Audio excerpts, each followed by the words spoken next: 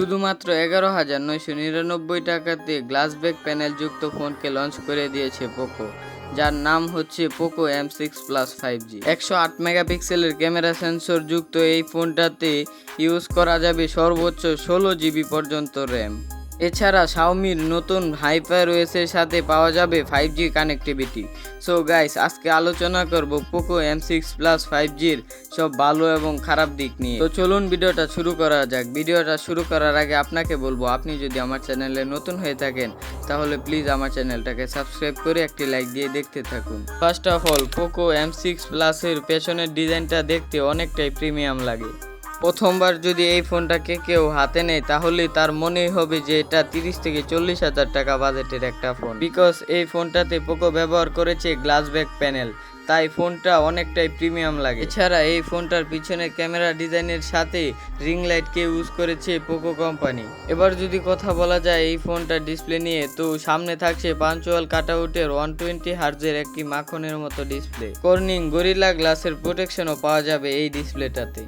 তাছাড়া এই ফোনটাতে ব্যবহার করা হয়েছে 6.79 ইঞ্চি মাপের একটা বড়সড় ডিসপ্লে, যেটা আবার ফুল এইচডি রেজুলেশনের IPS LCD প্যানেল। তো এই ডিসপ্লেটাতে আপনি মাল্টিটাস্কিং করে খুব ভালো এক্সপিরিয়েন্স পাবেন। তাছাড়া কন্টেন্ট ওয়াচিং এর ক্ষেত্রেও এই ডিসপ্লেটা বাজেট ক্যাটাগরিতে সবচেয়ে ভালো একটা ভাইব দিবে। কিন্তু রোদের আলোতে এই ডিসপ্লেটা কিছুটা স্ট্রাগল করবে, কারণ এটাতে ব্যবহার করা হয়েছে 550 নিটস এর পিক ব্রাইটনেস। এর জন্য রোদের আলোতে কিছুটা স্ট্রাগল করবে এই ফোনটা। তবে যদি বাজেটটাকে বিবেচনা করা যায় তাহলে এই পাঞ্চুয়াল কাটআউটের ডিসপ্লেটা সবারই পছন্দ হবে।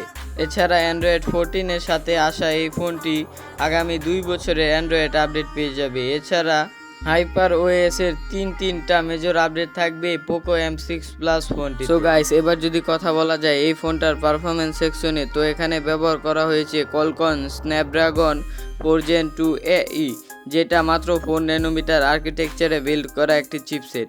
তো এই চিপসেটটা কিন্তু হার্ডকোর লেভেলের গেমিং এর জন্য না, মোটামুটি গেম খেলতে পারবেন আপনারা এই চিপসেটটা দিয়ে।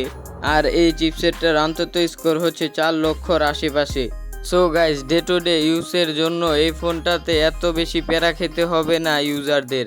তাছাড়া এই ফোনটা দিয়ে আপনি পাবজির মতো গেম 40 FPS টেনে টেনে প্লে করতে পারবেন। তাছাড়া 2D গেমগুলো খুবই ভালোভাবে খেলতে পারবেন। 6 জিবি এবং 8 জিবি র্যামের সাথে আসা এই ফোনটাতে থাকছে 128 জিবির internal storage hybrid SIM slot, যেটাতে আপনি 1000 জিবি পর্যন্ত মেমোরিকে এক্সপেন্ড করতে পারবেন। তাছাড়া এই ফোনটাতে 8 জিবি র্যামের সাথে আরও 8 জিবি র্যামকে যুক্ত করে মনে মনে 16 জিবি র্যামকে ইউজ করতে পারবেন আপনি, যেটা আপনার কোনো কাজে আসবে না, শুধুমাত্র মার্কেটিংয়ের জন্য ব্র্যান্ডগুলো র্যাম এক্সপেন্ড করার ফিচারকে দিচ্ছে।